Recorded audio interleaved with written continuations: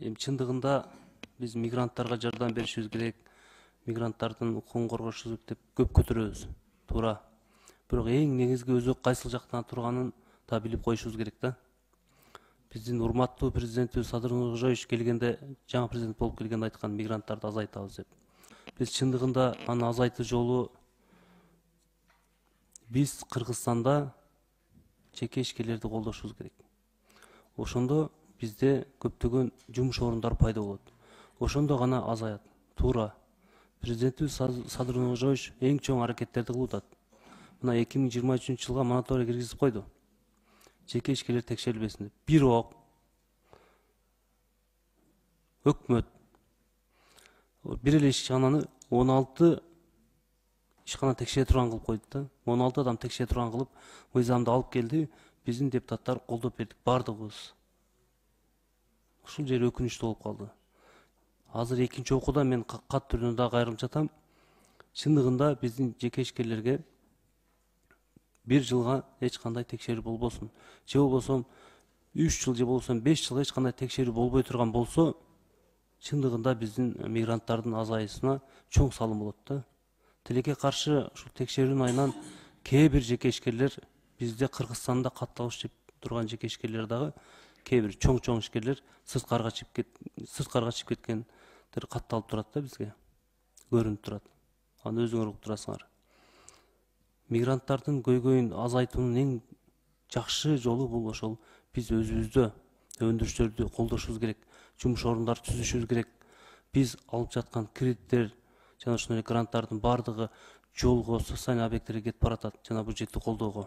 Мен айтып кетет элем, ошонун чындыгында өндүрүшкө ала турган болсок, биринчиден орду болот эле, кайрадан кайтарым болот эле.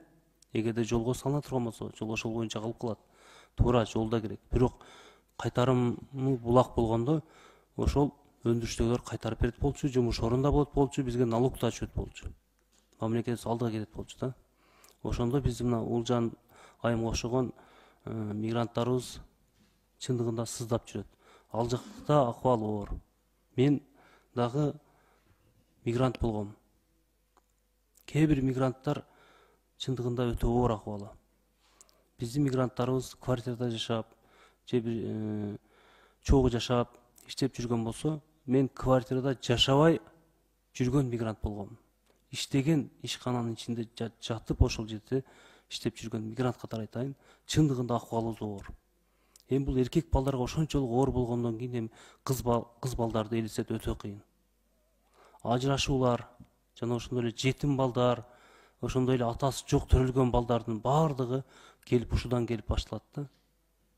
Не үчүн? Бул жакта ата-энеси кыйналган, жогорку окуу жайга окута албайт, мигрант болуп кетет.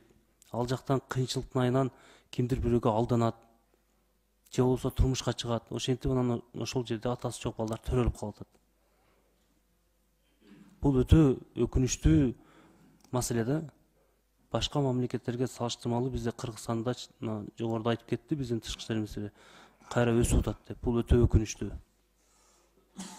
Мен айтат элем, ушуга бардыгыбыз ушу биз ушул комитетте гранттарды жана ошондой эле кредиттерди ратификация кылып беребиз. Эң биринчилерден болуп биздин комитетке келет. Ошону биз карасак, айрыкча биз өндүрүшкө, жумуш орунга келе тургандарды колдосок, жана ошондой эле жолго, башкага өзүңөр билесиңер, 60% гана кетип жатат. Калган 40% ошол консультанттарга, окуткандарга, башкаларга кетип баратат. Мен айтарым, ушул азыр чындыгында биздин Улжан айым ушул сөздөрдү айтканда жогоруда, мен чындыгында жүрөгүм тилинди. Бул жерде отургандардын көпчүлүгү жүрөгү тилинди деп эсептейм. Бирок мамлекет бир, биз көппүз. Бардыгыбыз жардам беришибиз керек. Мигранттарга, айрыкча ушу миграция министри сизге эми каттуу айтканда, же мындай айтканда сиз деле колуңуздан келишинче иштеп жатасыз. Бирок азыр көрдүңүз, уктуңуз. Чара көрүш керек. Келгиле биз колдоп берели, кандай гана сунуштарыңар болсо мигранттарга колдоп берели. Ушул күнгө чейин да колдоп бергенбиз. 100 000 сомдон ушул мигранттарга ушул консультант беребиз, жардам беребиз дегенге. А силердин маалыматыңар жок экен. Өтө өкүнүчтүү жана өкүнүчтүү мигранттардын маселеси. Рахмат.